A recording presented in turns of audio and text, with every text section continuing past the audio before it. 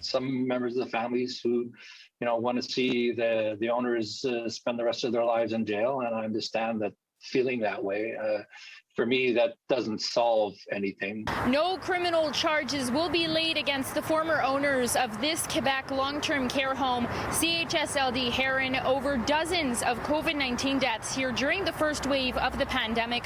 In a statement Thursday, Quebec's Director of Criminal and Penal Prosecutions said it found there was insufficient evidence to lay charges against the Catasac group after reviewing findings by police and expert testimony from medical specialists. Between March 26 and April 16, 2020, at least 38 seniors died at the Dorval home on Montreal's West Island. Family members reporting loved ones were left to their own devices, sitting in their own excrement for days, many without food and water. Peter Wheeland's 88-year-old mother, Connie, was one of them. I question why the doctors involved at Herron did not tell people that there was an average of a body a day coming out of that building for 6 weeks. The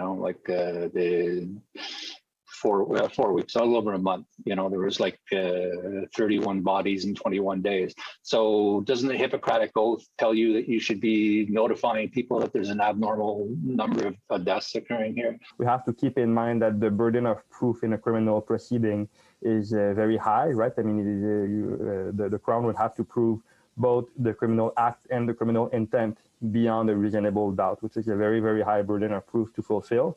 So obviously the DPCP, looking at all the elements here, made the determination that it would not be able to fulfill its burden of proof. Quebec's Director of Criminal and Penal Prosecution said it cannot explain its decision fully until a coroner's inquest into the deaths is completed, but that the decision in no way trivializes the tragic events that occurred at CHSLD Herron, nor does it mean any fault of civic or ethical nature could not have been committed. Back in March, a $5.5 million settlement was reached for residents and their family members. The coroner's inquest, which is starting again on September 7th, was delayed because the owners said that they didn't want to testify as long as they didn't know whether there were going to be criminal charges or not.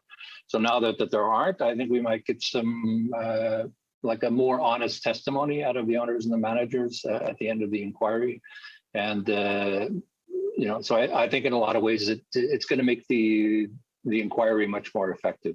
This will be a great opportunity for us to finally get answers and hear directly from the decision makers and the stakeholders who were involved in this very tragic chain of events. It's totally unacceptable what happened.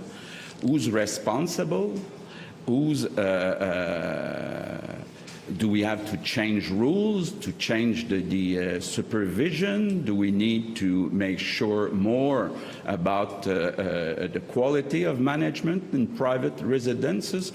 We already made important changes. We'll continue to do so. For Wheeland, who lost both his parents during the pandemic, he just wants to see real change for seniors. Those kinds of things were happening in long-term care homes, not just across Quebec, but across the country and across the world.